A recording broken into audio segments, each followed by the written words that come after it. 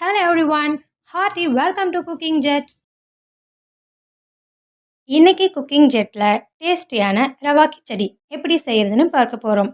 கல்யாண வீடுகளில் ஹோட்டல்லலாம் சாப்பிடும்போது பார்த்தீங்கன்னா கிச்சடி ரொம்பவே டேஸ்டியாக இருக்கும். வீட்லேயும் அதே மாதிரி டேஸ்டியில் கிச்சடி எப்படி செய்யறதுன்னா இந்த வீடியோவில் பார்க்க போகிறோம். இப்போ வாங்க டேஸ்டியான கிச்சடி எப்படி செய்யறதுன்னு பார்க்கலாம்.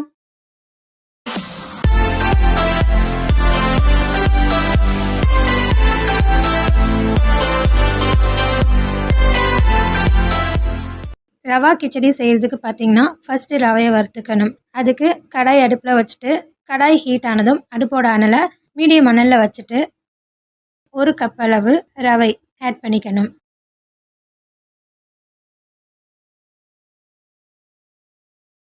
இப்போ ரவையை வறுத்துக்கலாம். ரவை வறுக்கிற டைம் பார்த்தீங்கன்னா 3லேருந்து 4 நிமிஷம். ரவை வறுக்கும்போது கைவிடாமல் தொடர்ந்து வறுத்துக்கிட்டே இருக்கணும். அப்போ தான் கருகிடாமல் ரவையெல்லாம் ஒன்று போல் வறுந்து வரும். கிச்சடியோட டேஸ்ட் பார்த்திங்கன்னா ரவையை வறுக்கிறதுல தான் இருக்குது. கிச்சடிக்கு மட்டும் இல்லை, ரவையை ரோஸ்ட் பண்ணிவிட்டு செய்கிற எந்த ரெசிபியாக இருந்தாலுமே அதோட டேஸ்ட் ரவையை நம்ம எந்த அளவுக்கு வறுக்கிறோமோ அதை பொறுத்து தான் இருக்கும். ரவையை சரியாக வறுக்கலைன்னா கிச்சடியோட டேஸ்ட்டும் நல்லா இருக்காது. கிச்சடி பார்த்திங்கன்னா பிசு பிசுன்னு இருக்க மாதிரி இருக்கும். ரவையை வறுக்கிறதுக்கான பதம் பார்த்திங்கன்னா ரவையோட பச்சை வாசனை போயிட்டு நல்லா வாசனை வர ஆரம்பிக்கும். அப்படி இல்லைன்னா ரவையை எடுத்து டேஸ்ட் பண்ணி பார்த்தீங்கன்னா ரவை நல்லா க்ரன்ச்சியாக இருக்க மாதிரி இருக்கணும். ரவை நல்லா வறுந்து வந்துருச்சு. இப்போ இதை ஒரு பிளேட்டில் மாற்றிக்கலாம்.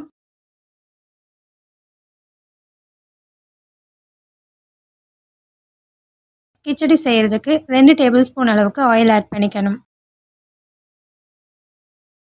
நல்ல டேஸ்டியான ரவா கிச்சடி வேணும்னா அதுக்கு கட்டாயம் நெய் சேர்த்து தான் ஆகணும். நான் கொஞ்சம் நெய்யோட அளவை குறைச்சி தான் சேர்த்துருக்கிறேன். நெய் கொஞ்சம் அதிகமாக சேர்க்க விருப்பப்பட்டீங்கன்னா 1 டேபிள் ஸ்பூன் எண்ணெய், 1 டேபிள் ஸ்பூன் நெய், இந்த மாதிரி ரேஷியோவில் நீங்கள் எடுத்துக்கலாம். எண்ணெயும் நெய்யும் நல்லா சூடாக இருக்குது. இப்போ கடுகு ஆட் பண்ணிக்கணும். அடுத்து இது கூடவே ஒரு கொத்து கருவேப்பிலை ஆட் பண்ணிக்கணும். அடுத்து இது கூடவே நல்லா பொடியாக கட் பண்ண இஞ்சி 1 டீஸ்பூன் அளவுக்கு ஆட் பண்ணிக்கணும். அடுத்து இது கூடவே 10லேருந்து 12 முந்திரி ஆட் பண்ணிக்கணும். இப்போ இது எல்லாத்தையுமே நல்லா வறுத்துக்கலாம்.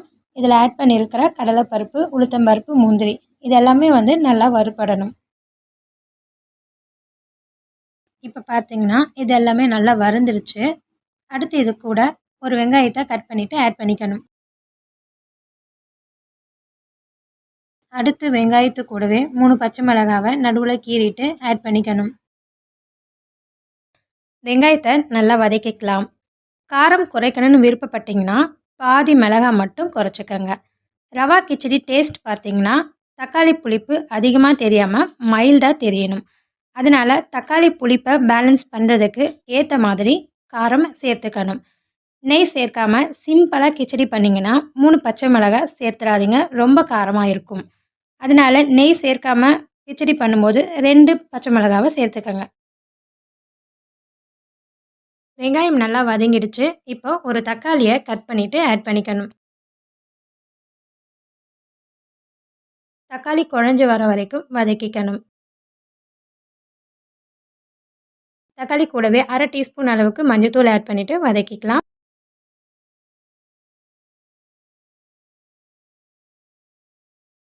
தக்காளி பார்த்தீங்கன்னா நல்லா வதங்கி வந்துருச்சு. இப்போ 6 பீன்ஸை பொடியாக கட் பண்ணிவிட்டு ஆட் பண்ணிக்கணும். அடுத்து இது கூட ஒரு மீடியம் சைஸ் கேரட்டை பொடியாக கட் பண்ணிவிட்டு ஆட் பண்ணிக்கணும்.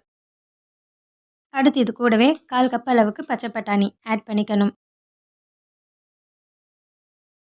அடுத்து வெஜிடபிள்ஸில் உப்போட டேஸ்ட் தெரியணுன்றதுக்காக கொஞ்சம் போல் உப்பு ஆட் பண்ணிக்கணும்.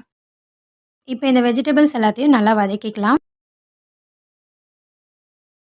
2 நிமிஷத்துக்கு வதக்கினதுக்கு அப்புறமா 1/4 கப் அளவுக்கு தண்ணீர் ஆட் பண்ணிவிட்டு வெஜிடபிள்ஸ் நல்லா வேகிற வரைக்கும் வதக்கிக்கணும்.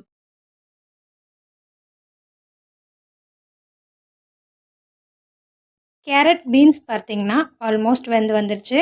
இந்த டைமில் 3 கப் அளவுக்கு தண்ணீர் ஆட் பண்ணிக்கணும். கிச்சடி செய்கிறதுக்கு பார்த்தீங்கன்னா 1 கப்பு ரவைக்கு 3 கப் அளவுக்கு தண்ணீர் எடுத்துக்கணும். இப்போ கிச்சடிக்கு தேவையான அளவுக்கு உப்பு ஆட் பண்ணிக்கணும். ஆல்ரெடி கொஞ்சம் உப்பு சேர்த்துருக்கோம், ஸோ அதை மைண்டில் வச்சுட்டு உப்பு ஆட் பண்ணிக்கணும். இப்போ இதை நல்லா மிக்ஸ் பண்ணி விட்டு பாயில் பண்ணிக்கணும்.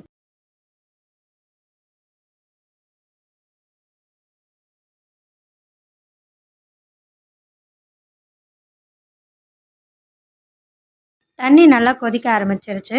இந்த டைமில் வறுத்து வச்சிருக்கிற ரவையை கொஞ்சம் கொஞ்சமாக சேர்த்து மிக்ஸ் பண்ணி விட்டுக்கணும்.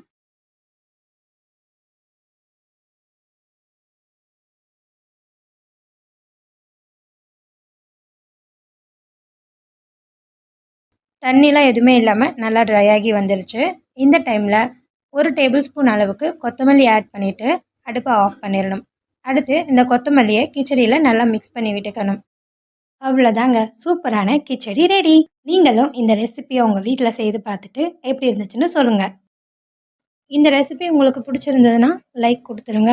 மறக்காமல் நம்ம குக்கிங் ஜெட் சேனலை சப்ஸ்கிரைப் பண்ணிடுங்க. கூடவே பெல் பட்டனையும் அழுத்திடுங்க. அப்போ தான் நான் அடுத்து அப்லோட் பண்ணுற வீடியோஸ் உங்களுக்கு நோட்டிஃபிகேஷனில் காட்டும். இந்த வீடியோ பார்த்ததுக்கு நன்றி. அடுத்த வீடியோவில் பார்க்கலாம். டாட்டா, பாய் பாய்.